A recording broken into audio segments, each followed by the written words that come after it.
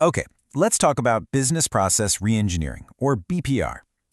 For a few years back in the 1990s, this was probably the most electrifying and honestly the most terrifying idea in the entire world of management.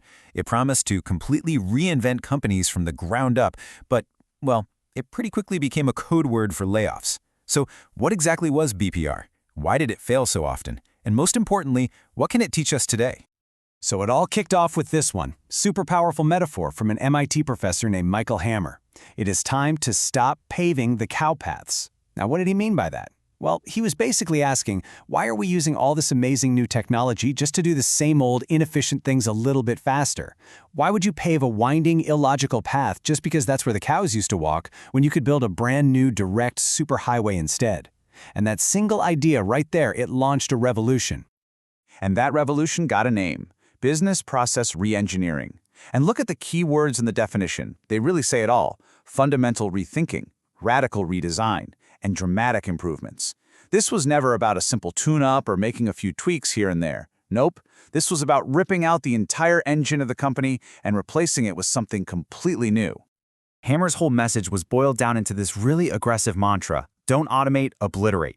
In other words, forget everything you're doing now. Don't just scan your paper forms and call it digital. He argued you should take out a completely blank sheet of paper and ask a simple question. If we were building this company from scratch right now, today, how would we design this process to be the absolute fastest, the cheapest, and the best it could possibly be for our customer? So here's the roadmap for our journey through the story of BPR. We're going to start with the radical idea itself and the tools behind it. Then we'll get into its shocking 70% failure rate. We'll look at a couple of real-world cases to see why it failed, contrast it with a more human-centered approach, and finally land on the key lesson: understanding that BPR is a very specific tool, not a grand strategy.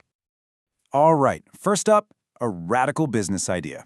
And we need to understand just why this idea felt so revolutionary. You see, BPR didn't just appear in a vacuum. It absolutely exploded onto the scene in the early 90s. This is a time when a lot of Western companies felt like they were getting crushed by global competition, and they were desperate. I mean, desperate for some kind of silver bullet to save them. And this timeline shows you just how fast the BPR wildfire spread. So, Hammer publishes his article in 1990. By 1993, just 3 years later, more than half of the Fortune 500 companies were giving it a shot. It was a total phenomenon. But look closer. By 1995, the cracks were already starting to show. This obsession with process was creating huge human problems, and even its biggest fans were starting to get really worried. Now, you can't just obliterate a process with an idea, right? You need tools. Back in the 90s, this meant some pretty clunky early enterprise software. But today, the BPR toolkit is way, way more sophisticated. So this gives you a little taste of what's in the modern reengineering toolkit. You've got software that can visually map out every single step of a process, you've got tools to automate all the repetitive, boring tasks, and you have dashboards that monitor performance in real time. The whole point is to make the entire workflow totally visible, totally measurable, and something you can optimize with technology. Okay, so you've got this revolutionary idea, and you've got all these powerful new tools. It sounds like a guaranteed recipe for success, doesn't it? Well, this is where the story takes a really dark turn. 70%. Let that sink in for a second. According to a bunch of studies, including some by the guys who came up with the idea in the first place, up to 70% of all BPR projects completely failed to achieve their goals. That is just a staggering number. So what on earth went so horribly wrong? And here we have it. This is the heart of the problem, this massive, massive gap between the promise and the reality. BPR was sold to executives as this path to amazing performance and profits. But for the actual employees on the ground, it just became a scary code word for layoffs. The whole obsession with redesigning the process on a blank sheet of paper totally ignored the messy, complicated human systems that actually make a company work. People weren't seen as assets, they were seen as obstacles in the way of the perfect process. And hey, don't just take my word for it. This is a quote from Michael Hammer himself, the father of BPR, admitting it just a few years later. He said, "I was insufficiently appreciative of the human dimension. I've learned that's critical." That right there, that's the confession. That's the core reason for that 70% failure rate. The very thing that makes organizations work, people, was treated like an afterthought. Critics actually had a name for this huge flaw. They called it neo-Taylorism. They saw BPR as basically a high-tech 90s update to a really old idea from the factory era. Treating workers like they're just cogs in a machine. It's a top-down approach that completely ignores the most valuable resource a company has, the knowledge, the experience, and the creativity of its people.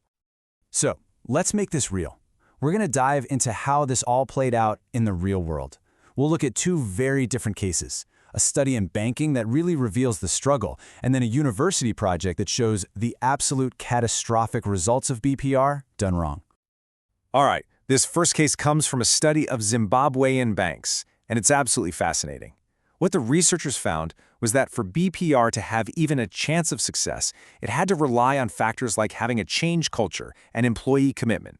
Now think about that. These aren't just human factors. These are core principles of organizational development. The research itself proves that all that soft stuff is actually the hard stuff. But here's the kicker. Even with highly committed employees who wanted to make it work, the study found that the actual implementation of BPR was incredibly slow. Almost 40% of the people they surveyed compared their bank's BPR process to a tortoise. I mean, that just brilliantly illustrates the disconnect, right? You can have employees who are ready and willing, but if the top-down reengineering process is flawed and mechanical, the whole thing just grinds to a halt. And now for a true cautionary tale. A public research university in the US hired some consultants to run a BPR project.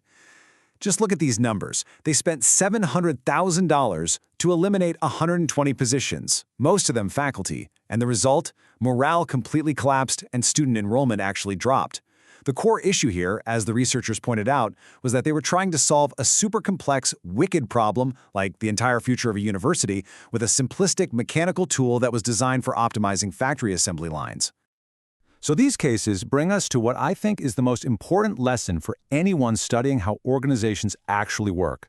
We have to contrast BPR with a fundamentally different way of thinking, something called organizational development, or OD. And this slide just lays out the two philosophies side by side. BPR is top-down.